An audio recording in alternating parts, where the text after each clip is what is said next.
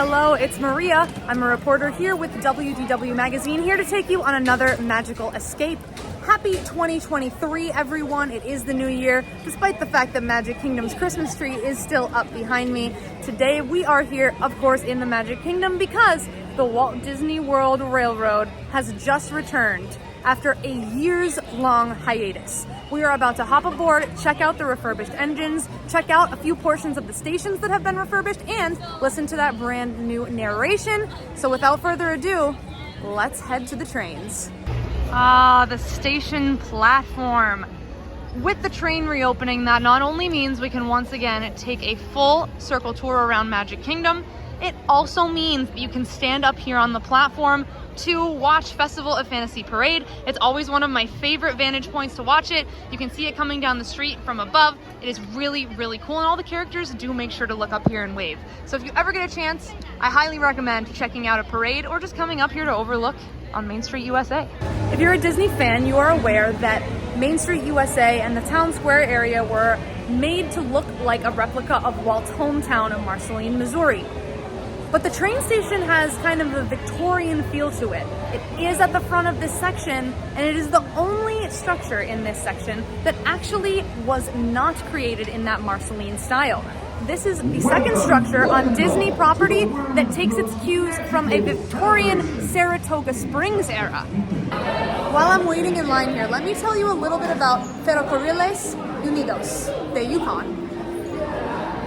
It means the United Railway of Yukon, which is where every single engine that we see on the Walt Disney World Railroad line actually came from. A long time ago in the early 1900s, down in the Yukon area of Mexico, they used small, narrow gauge rail tracks for a lot of their agriculture. Once regular sized train tracks that you'd find on like an Amtrak, Brightline, MTA subway in New York City started to become more popular and the infrastructure was changed out in Mexico, these kind of became obsolete. Disney took a little trip down to the Yukon after hearing about these small gauge engines because they would be perfect for their brand new theme park that was opening up in Central Florida called Walt Disney World Resort. So what we are seeing here today in the engines and what we're about to ride on are actually fully refurbished from the early 1900s from Mexico. And as much of the original parts as possible, including the bell at the top of them, the wheels that you're going to see on the trains, are all completely original, just refurbished. 5 passenger cars were constructed for each and every one of those engines to pull. They are complete with the Walt Disney World Railroad logo across the top and serve as a great open air container for us to travel around and see all of Magic Kingdom. There goes the monorail in the background too. With the railroad returning does come some difficulties with Magic Kingdom's regularly scheduled programming. We were just informed that we are at a hold right now because the parade from the backstage area is currently crossing near the train tracks. So we gotta wait for that to be finished before we can continue on here with our journey.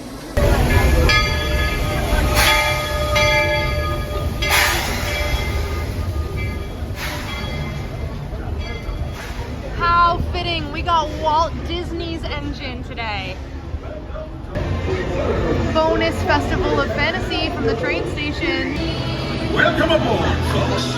We're beginning a grand circle tour of the Magic Kingdom. There's nothing I enjoy more than showing folks around this Magic Kingdom, especially because it's certified proof that in these parts, dreams really do come true.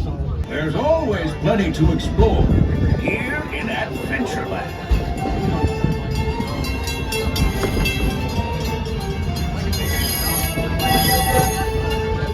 Now, if you're more the rootin' tootin' type, then partner, saddle up, because this here's Frontierland, home to cowpokes, campfires, and country bears. This outpost is full of tall tales and even taller mountains. This is where the parade crossed that we had to stop for. Right there, where it steps off. One of the last times we're going to be through this tunnel before Splash Mountain closes. We've reached Frontierland Station, everyone, so sit tight and hold those horses until we come to a complete stop. If you're disembarking, please carry your strollers all the way off the platform before unfolding. That will help make room for any new buckaroos. Watch your step now. This is Frontierland Station. Before we continue along on our railway journey, tune in for a word from my friends over at WDW Magazine. Subscribe to WDW Magazine and escape to Walt Disney World every single month. This large format glossy magazine is filled with content, not ads. Subscribe now and don't miss another month of magic. While we're not going to get off here, Frontierland, in addition to the Main Street station, were fully refurbished. Nothing changed about them structurally during the closure, but they did receive some new paint jobs. Frontierland station was the second station added along the Walt Disney World Railroad track. It originally was over by Pecos Bills, but when Splash Mountain opened up, they had to redirect the tracks, and as you just saw, we actually passed through a portion of Splash Mountain when you take the train from Main Street to Fantasyland, and it's really, really cool. But for those times I'm fixing for something a bit wilder, Big Thunder Mountain is the place. Because there, the trains have a mind of their own. Wow, what a view. I missed this.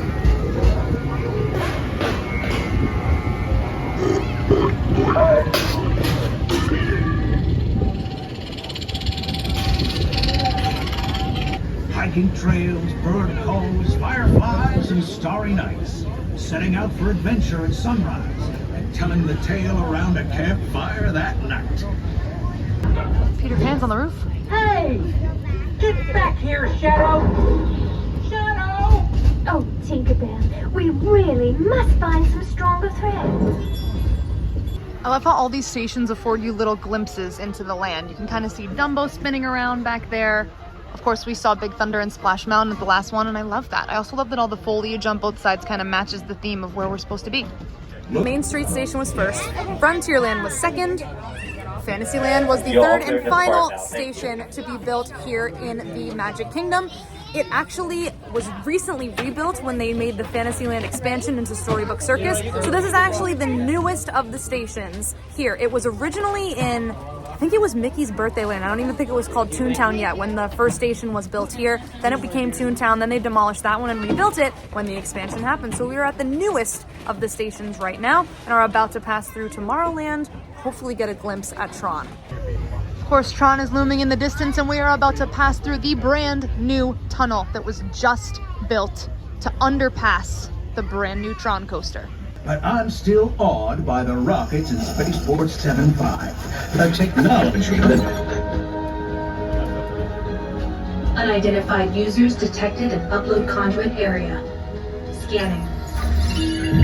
Calculating. Locomotive maintaining trajectory. Intervention not required.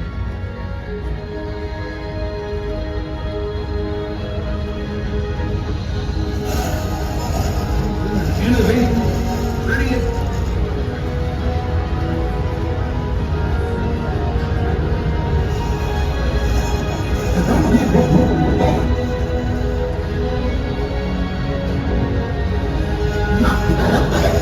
Space.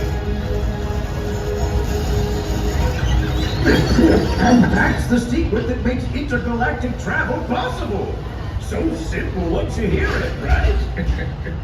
Yes, sir. How close the track is. Boundless optimism. The track right there. possibilities are endless. Wow. You might say the sky's the limit. It's the people mover. Hi.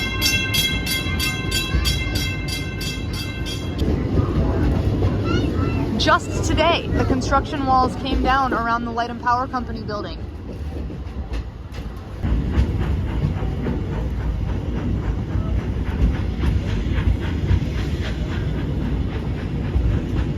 So peaceful on here. You can listen to that engine chug all day. Our trip around the Magic Kingdom is almost complete. I can't thank you enough for spending part of your day with me.